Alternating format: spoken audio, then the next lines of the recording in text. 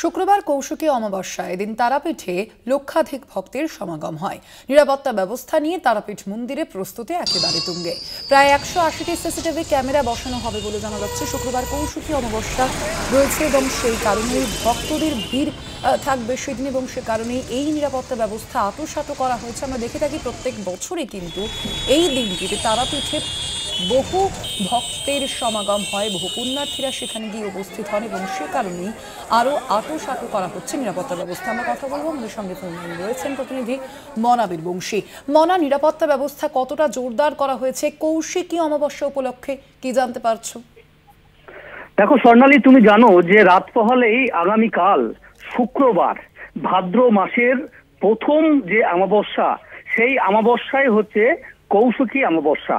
এবং এই কৌশিকী অমাবস্যায় বিশেষ করে বীরভূমে শক্তিপীঠ হিসেবে পরিচিত তারাপীঠে বিশেষ তাৎপর্যপূর্ণ রয়েছে।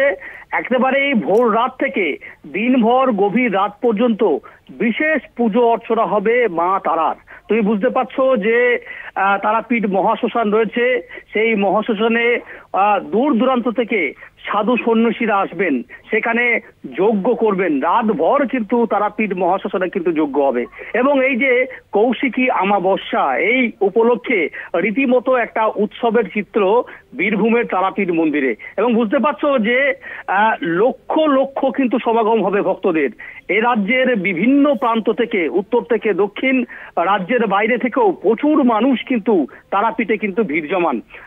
কাজেই বলা যেতে পারে যে এই যে উৎসব, এই কৌশিকী অমাবস্যা, সেই উৎসব যাতে সুন্দরভাবে পরিচালনা করা যায়, যাতে আইন শৃঙ্খলা, দর্শনার্থীদের নিরাপত্তা, সেখানকার থাকা, হোটেলে থাকার যে ব্যবস্থা, এবং অবশ্যই তুমি বুঝতে পারছো যে যেহেতু প্রচুর মানুষ আসবেন, কাজেই বলা যেতে পারে যে যাতে কোনো রকম অপ্রীতিকর পরিবেশ তা তৈরি হয়।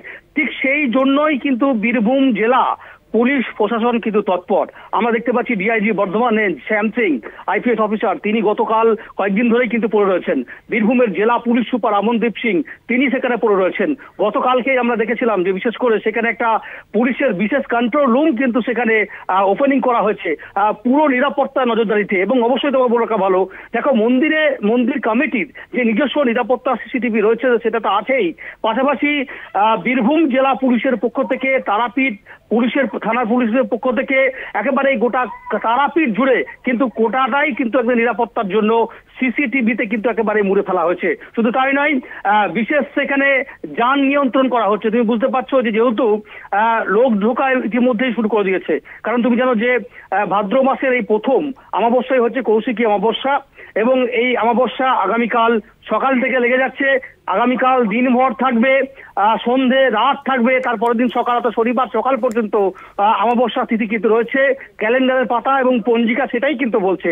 খুব স্বাভাবিকভাবেই বলা যেতে পারে যে নিরাপত্তার কোনো রকম ত্রুটি রাখছেন না জেলা পুলিশ সুপার, ডিআইজি বর্ধমানের শ্যাম সিং থেকে শুরু করে সকলেই কিন্তু নিরাপত্তা চাদরে কিন্তু মুড়ে ফেলা হয়েছে। দেখো অবশ্যই আমরা এই সামগ্রিক বিষয় নিয়ে তারাপীঠ যে মন্দির, সেই মন্দির কমিটির যিনি প্রধান সেবায়িত সভাপতি যিনি রয়েছেন তারাময় মুখোপাধ্যায়, তার সাথে কথা বলেছিলাম। তিনি যেটা বলছেন যে কোন রকম ত্রুটি রাখা হচ্ছে না।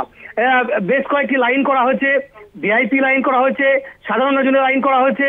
এবং ভোরবেলায় একেবারেই বলা যেতে পারে আগামীকাল অর্থাৎ শুক্রবার যে ভোর রাত, সেই ভোর রাতেই মন্দিরের যে দ্বার, মা তারার যে গর্ভগৃহের দ্বার, মা তারাকে ভোর রাতে যে ক্রিয়াকর্ম রয়েছে, পুজো অর্চনা, বিশেষ পুজো অর্চনা করেই সে দ্বার খুলে দেওয়া হবে।